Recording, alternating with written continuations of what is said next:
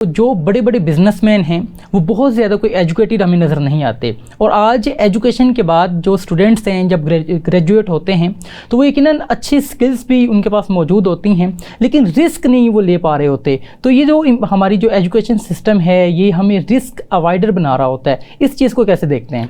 देखिए जी, मैं इसको ये देखता हूँ कि एजुकेशन सिस्टम समहाउ मेरा ये मानना है कबीर साहब के सिर्फ एजुकेशन सिस्टम पे ब्लेम करना ज़रा गलत है। बिल्कुल सही। और मेरा ये प्योरली मेरा बिलीफ है, हमारी सोसाइटी में समहाउ कई दिहाई पहले हमें रिस्क टेकर बनाया नहीं गया। उसकी एग्जांपल क्या है?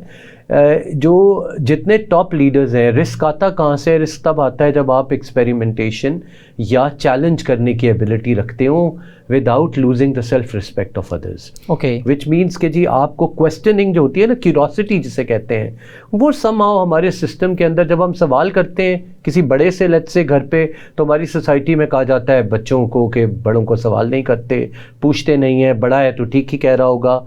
डेफिनेटली वो शायद एक और पॉजिटिव डायमेंशन की बात होगी, लेकिन वो लेके हम बड़े होते हैं। स्कूल में टीचर्स को अगर आप चैलेंज करना चाहें कोई यूनिक आइडिया, हम जानते हैं कि अलजेब्रा की जो लेट्स से क्वाड्रेटिक इक्वेशन है वो 4 तरीके से सॉल्व हो सकती है।